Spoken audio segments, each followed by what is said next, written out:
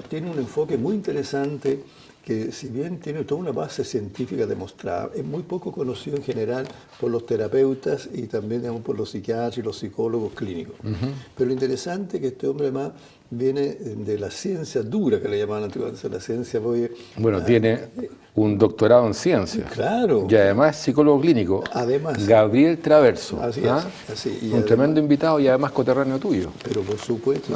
Por eso venías tan iluminado tú. Todo lo que es Italia te hace vibrar. Encha por aquí, pues, ¿cierto? Contigo hace rato. Pues. Además que del norte de Italia. Por supuesto, eso es lo que va. ¿Tú de qué parte eres del norte de Italia? Y yo soy de Venecia. De Venecia. Claro, y él de Génova, por lo opuesto. Estamos ahí. Además, los genoveses tienen fama de... ¿De qué? Sí, de ser muy apretados, muy apretados. Y buenos negociantes, buenos comerciantes. Sí, sí, es que a veces se confunde con austeridad. No. Sí. Son demasiado. Pues está haciendo una mala propaganda. Digamos que es austero el hombre, ¿no? Los genoveses, los escoceses y los catalanes tienen fama. Sí. Claro, tienen fama, sí. Pero el que guarda siempre tiene, así que bien. Tú sabes que apareció en el diario, pues, genovés ventríloco mató a escocés por no pagar la cuenta.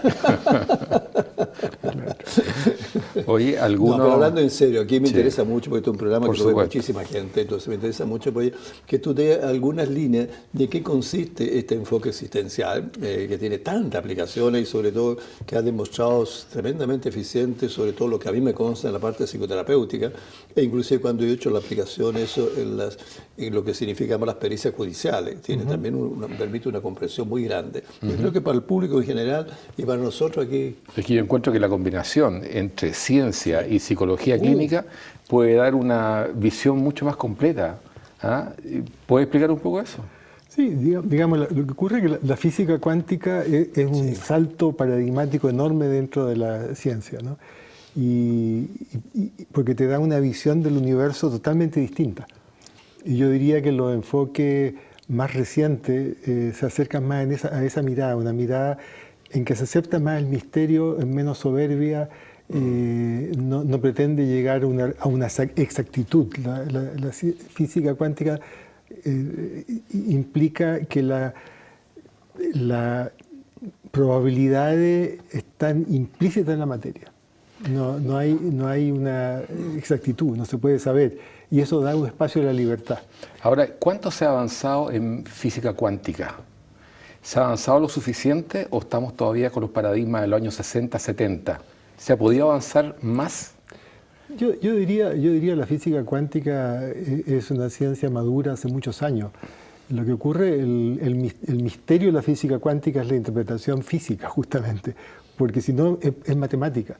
Un premio Nobel, Gell-Mann, decía en un congreso de físicos, decía, esta disciplina, ¿no?, que es tan misteriosa y sin embargo permite llevar el resultado tan preciso. No ha habido ninguna disciplina científica que haya hecho más predicción y aporte que la física cuántica. Sin embargo, es difícil de interpretar. Por ejemplo, cómo una partícula se desplaza desde la cámara hasta ti sin pasar por innumerables puntos intermedios. El sentido común no lo agarra, ¿te fijas? O que estén sincronizadas las partículas del cosmos. Eso es muy interesante, para que tú lo expliques y qué consiste. Está con signo positivo aquí y está con signo positivo, cambia negativo aquí, cambia negativo allá. Básicamente lo que se refiere, Gabriel, es que hay una transmisión de información entre las partículas, así sea que estén a eones de distancia, ¿no? Años luz, y sin embargo es instantánea la transmisión. Es instantánea. Y eso Einstein no lo aceptaba. No. Él dice, nada se puede trasladar más rápido que la velocidad de la luz. Y ahí es cuando Pero esta información es instantánea, son sincrónicas. Y ahí es cuando dijo que Dios no juega a los dados. Claro, refiriéndose a la física cuántica, la interpretación probabilística de la física cuántica, él dijo, claro, Dios no juega a los dados. Pero resulta que juega. Pero la partícula de Dios que salió tan ¿no es cierto?, nombrada, que creo como que tú cuentes un poquito de qué consiste eso, porque la gente no sabe de estas cosas, no tiene por qué saberlas. Pero para redondear un poco lo que dijo, porque eso tiene muchas derivaciones. Uno piensa que la física cuántica es un tema muy lejano a nosotros, sin embargo todos los días lo usamos. En los celulares, en microondas, una serie de cosas. De hecho, están haciendo los computadores cuánticos, que es la gran revolución, porque un computador cuántico te puede reventar todos los códigos que existen en la física normal, podríamos llamarlo, ¿cierto? Porque en fracción de segundo te puede descifrar cualquier código de lo. Por eso los bancos están preocupados, o sea, es un tema súper práctico.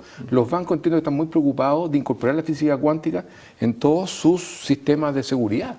¿Cómo definirías tú la física cuántica para el público en general, no en términos científicos?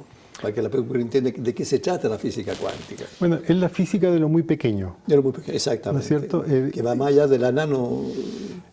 La física a nivel atómico, subatómico, etcétera, ¿no es cierto?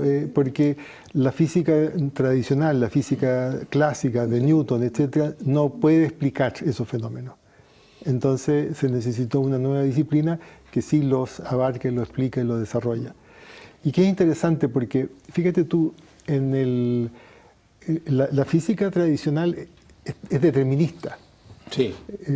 Lord Rayleigh decía... Causa-efecto. Decía, miren, desestimulaba a los chicos a estudiar física, los muy inteligentes estudian otra cosa. Porque aquí lo que se necesita, ya se sabe todo. Solamente hay que, si logramos medir la posición de cada partícula del universo, podemos predecir lo que va a ocurrir de aquí al fin, al juicio final, digamos. Interesante eso sí que es novedoso. Eso lo decía un físico tradicional. Ya. La libertad no existe, por lo tanto. Ya, claro. Y eso lo toman las psicologías también tradicionales. No habla, en la libertad no aparece como concepto, no existe. Todo ese paradigma del siglo XIX es un paradigma determinista. Pero resulta que en la física cuántica aparece la probabilidad. Y por lo tanto, los espacios sinápticos en el cerebro son espacios cuánticos. Ya no trabaja con la física tradicional y por lo tanto puede aparecer la libertad ahí. No estamos determinados a pensar de cierta forma. Perfecto. Quiero complementar lo que tú estás diciendo desde la ignorancia, porque está también el experimento Heisenberg. ¿Está bien pronunciado? Heisenberg, sí. Está bien entonces. Donde la conciencia juega un papel fundamental. Cuando tú no observas un electrón se comporta de una forma y cuando lo observas se comporta de otra forma, es decir, cuando tú observas conscientemente, fijas la realidad. Y ahí aparece la fenomenología. ¿Si puede explicar eso, por favor? Aparece la fenomenología. Digamos, antes uno creía que estudiaba los fenómenos, los objetos en sí. La física tradicional tiene la pretensión de que describe la realidad misma, la realidad en sí misma. Pero la física cuántica solamente describe fenómeno. Fenómeno es la interacción entre el sujeto y el objeto que observa. Y de esa interacción, yo siempre estoy perturbando lo que observo, ¿no? Para observar un electrón necesito al menos un fotón, pero ese fotón colisiona y lo cambia. Así es. Yo no sé lo que es el objeto en sí en realidad, solamente puedo saber lo que es un fenómeno. Es decir, nosotros modificamos la realidad cuando lo observamos. Exactamente.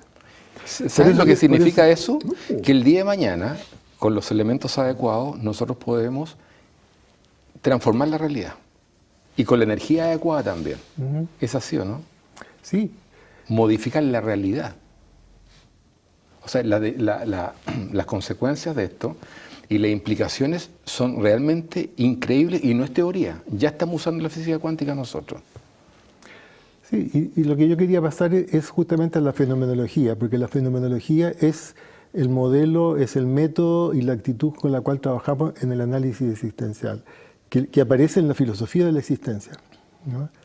A ver, atravesemos eso que me interesa. Que me interesa mucho. Que tú le metiste un poco a la psicología ahí, ¿no? Sí, en la misma época que Heisenberg y Schrödinger desarrollan la física cuántica, en los años 25, Heidegger escribe Ser y Tiempo, en el año 27. En la misma época, son más o menos coincidentes. Uno desde la filosofía, el otro desde la física, ¿no?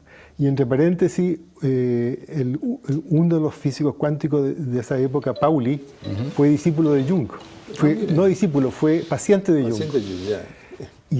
Y justamente Pauli es el que desarrolla el principio de exclusión de Pauli, que significa esto de que dos partículas no pueden tener el mismo estado cuántico a la vez. Es el principio de exclusión. Y eso es la sincronía entre las partículas.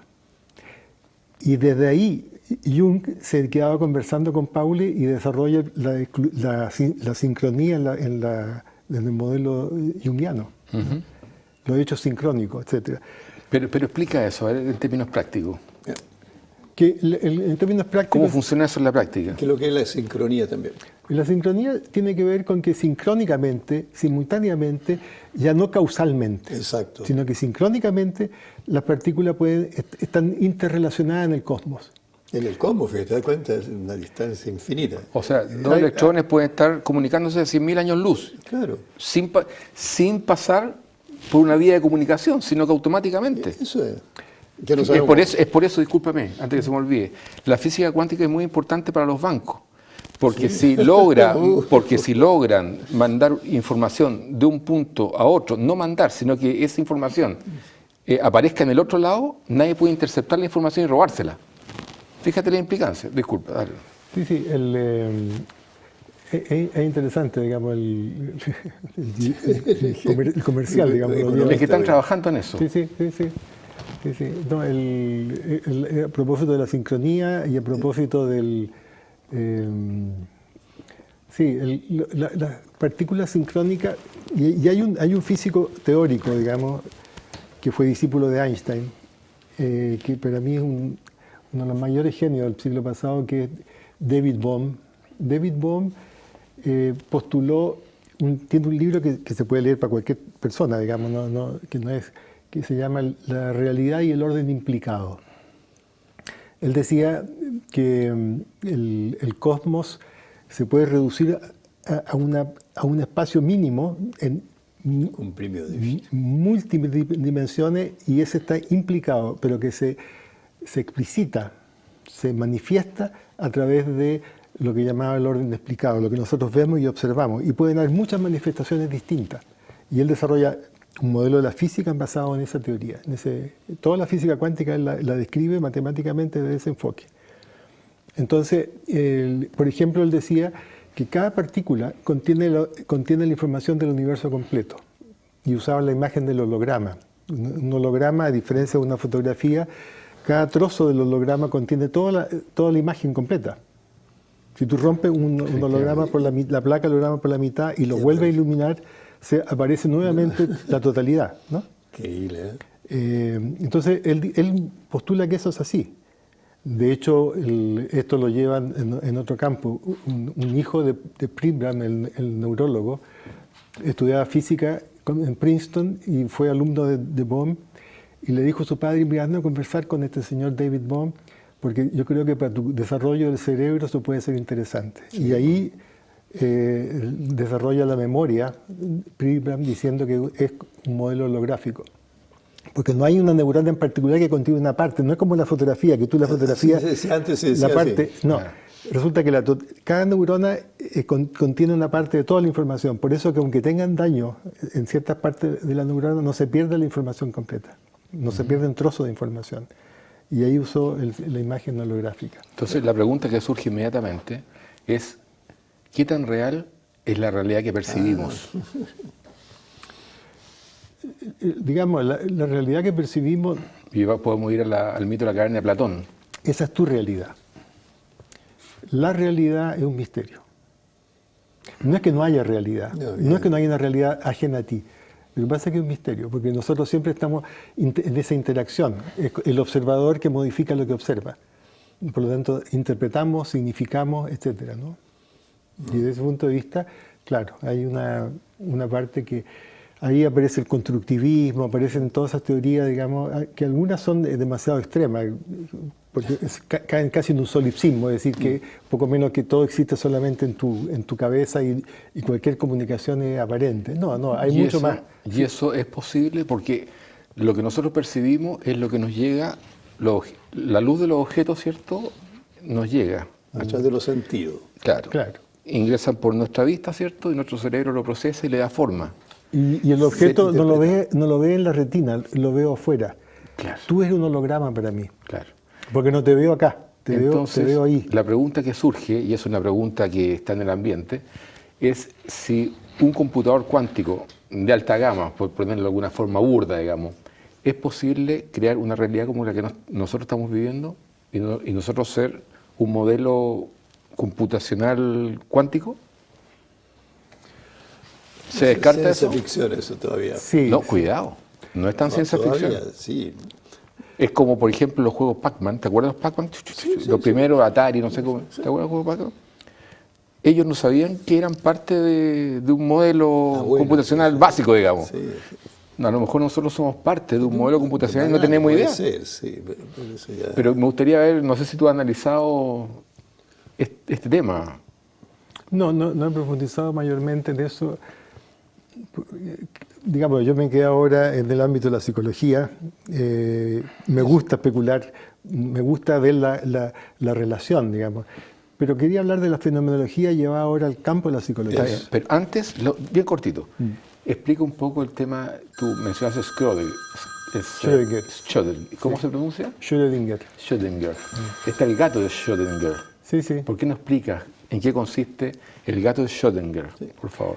Bueno, él lo usa como... Y que es re interesante. Lo usa como una metáfora para explicar un poco esto de las probabilidades, ¿no? Cómo, por ejemplo, la probabilidad de encontrar un electrón en una cierta configuración, supone tú que sea 50%. Una vez que lo observa es 100% que está o 100% que no está, o 0 o 100, una vez que hace la observación. Como los bits. Claro, entonces él pone como ejemplo un gato en una caja que está con una partícula radioactiva, ¿no es cierto?, en que se dispara eso y que la probabilidad de que el gato muera es de 50%, y la probabilidad que esté vivo es 50%. Pero cuando abre la caja no hay 50% de gato, o está vivo o está muerto. Claro. Y eso es lo que se hace en la observación, y eso es lo que tiene que ver con el principio de incertidumbre o incerteza de Heisenberg. Sí. ¿Te fijas? En que hay ciertas propiedades que no pueden conocerse simultáneamente en forma exacta. Del electrón. De cualquier cosa. La probabilidad... Es que cuando se observa, se transforma, se comporta como como materia, y cuando no se comporta como onda. Por ejemplo, la posición y la velocidad. Sí, eso. Cuando Rayleigh decía, si nosotros podemos medir la posición y la velocidad de las partículas, podríamos saber todo lo que va a pasar. Eso es incompatible con la física cuántica, porque la física cuántica te dice que hay una incertidumbre. Tú no puedes conocer simultáneamente la velocidad y la posición de una partícula. ¿Sí? Ya, pero al mismo tiempo, ¿no es cierto? El tiempo también es una cosa relativa, que nosotros manejamos mucho. Entonces, tiempo, velocidad, tienen muchísimas cosas que ver ahí también. Obvio, la velocidad existe en relación a un tiempo, claro. Claro. O sea, de hecho, partimos al revés. El tiempo lo inferimos porque hay movimiento. Si no hubiera movimiento no tendríamos ni siquiera noción de tiempo, ¿no? Es como la luz. La luz yo no la veo. La luz está llena de este espacio de luz, pero la luz yo veo a los iluminados, a ustedes, los iluminados. Y por eso infiero la existencia de la luz. ¿Sí? Ya, se supone en todo caso, ¿cierto?, de que en lo que son pues, los hoyos negros, en su máxima profundidad, ahí no existe ni tiempo ni espacio. Está todo detenido ahí. Claro, y eso es un poco lo que lleva este mundo implícito de David Bohm, ¿no? Sí. Que es como la última realidad del universo. Eso. No es la que vemos, no es la realidad aparente, sino que es esa realidad implícita. Tú hiciste una pregunta recién con respecto a CERN, que es el experimento en Suiza, ¿cierto?, que se está llevando a cabo, la partícula de Dios.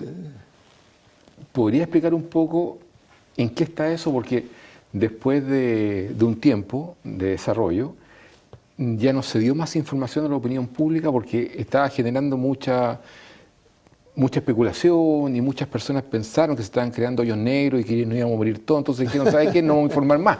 Y no informaron más. No sé si tú sabes algo en términos del desarrollo que ha tenido este experimento. No estoy mucho más informado. Supe que durante un tiempo se detuvo porque se hicieron algunas modificaciones físicas en el aparato para aumentar incluso la aceleración de las partículas y todo eso, pero lo último no lo he sabido. Sé que está en un paso del tema, pero no hay ¿Cuál es el tema? No hay ninguna catástrofe. ¿Cuál es el tema? ¿Ves la partícula más pequeña? Catástrofe, resulta que no hay que ver. ¿Qué se busca con el experimento? Bueno, llegar a... donde participan O sea, si es un experimento que convoca tanto interés y participación económica de tantos países, es porque hay algo interesante detrás de esto. Incluso tenemos algunos físicos chilenos que están ahí también y todo así. Bueno, es llegar un poquito a la partícula más básica, digamos. Ahí Gell-Mann, que premio Nobel, justamente, él fue el creador del concepto de los quarks, ¿no? Los quarks son en realidad, que es sería lo más básico de la materia. Pero el quark en realidad ya no es materia, son relaciones de energía. Claro. O sea que la materia es una apariencia en realidad. La materia en última instancia es solamente parte de energía, ¿no? Por eso que cuando colisiona una materia con una antimateria, un protón con un antiprotón, un electrón con un antielectrón, desaparecen ambos. No hay materia, solamente una gran cantidad de energía. Fíjate que Einstein, ¿cierto?, dijo, dentro de las cosas que tuve ocasión de leer, ¿cierto?, que el hombre una vez que muere se convierte en energía. Y muchas personas están con esa pregunta, digamos así, que va obviamente mucho más allá con respecto al cielo, el universo, ¿cierto?, que va a pasar. Pero aquí, no sé si tú has tenido ocasión como de filosofar contigo mismo sobre esto, de que nosotros nos morimos y nos convertimos en energía. ¿Qué tipo de energía? Me preguntan a mí. Y entonces tú, que tienes más que ver con eso, no sé si tú has tenido posibilidad de lucubrar al respecto. Uf, uno puede lucubrar todo lo que tú quieras, digamos, al respecto, pero ese ya entramos en un ámbito de misterio. ¿No? Misterio todavía, ok. Sí. No, pero es parte de tu razonamiento con respecto al tema y es importante para nosotros. Claro. ¿Qué has pensado con respecto a esto? Tus conclusiones. Claro, aunque no podamos mostrarla, pero somos energía pura. Nos interesa mucho. Sí, y ahí también entra un poco lo que es también otra rama de la física, que es la termodinámica, ¿no es cierto? Sí. Que es la entropía, ¿no? Que tiene que ver con cuando tú llevas una vida, todo el desarrollo de la inteligencia siempre es contra entropía negativa. ¿Qué quiere decir? Que tú ordenas. El aumento entrópico es un aumento del desorden, en el fondo. Cuando tú ordenas, y la inteligencia es un ordenador extraordinario, digamos, ¿no? Eso disminuye la entropía. Si bien la entropía del universo aumenta, y por lo tanto en algún momento eso se va a disipar, ¿no es cierto? Pero mientras tanto, cuando tú haces un ordenamiento, hay una disminución entrópica, y eso es energía. Digamos, claro. ¿Y entropía en sentido para el público? ¿Qué quiere decir tú con entropía? Entropía tiene que ver con un segundo principio de la termodinámica, que tiene que ver con el aumento del desorden en el universo, ¿no? Por ejemplo, desde el punto de vista de la física de Newton, si tú te tiras un piquero a la piscina, ¿no es cierto?, hay un equilibrio de energía. Por lo tanto, también podría ser posible que la piscina te empuje de vuelta y tú llegues al tablón. Pero la termodinámica te dice que eso es imposible. Porque cuando tú caes, la energía se disipa en el agua. Exactamente. Y esa disipación de la energía hace que no sea posible volver a ordenarse para poder tirarte de vuelta, digamos, ¿no? Y así hay orden jerárquico de energía. La entropía siempre tiende a cero, ¿no? No, la entropía está siempre en aumento. ¿En aumento? Aumenta la entropía. ¿Te fijas? En los procesos de equilibrio se mantiene. Con una ecuación de equilibrio que puedes volver de vuelta, ¿no? Está en equilibrio, eso está en entropía cero. Ahí es cero. Ahí es cero. Pero cuando se disipa ya no es cero. Cuando tú barres la hoja en otoño, ¿no? La hoja de los árboles, la barres, la limpias, pero ¿qué te dice la experiencia? Que al poco tiempo va a estar disipada y se va a ir. Y ahí lo que hizo fue un aumento de entropía, ¿no? Y eso es lo que ocurre. ¿Tiene algo que ver la entropía con el caos? Sí, claro. La teoría del caos. Sí, pero tiene un gran valor eso también, ¿no? ¿Dónde está el valor? El valor del caos es que te permite saltar, hacer saltos, digamos, a pasar a otro estado, a otra situación, ¿no? Yo creo que en ese sentido, digamos, cuando tú estás siempre en lo mismo, en un mismo estado, en un mismo nivel, y no pasas a un estado caótico, difícilmente da un salto cuántico contigo.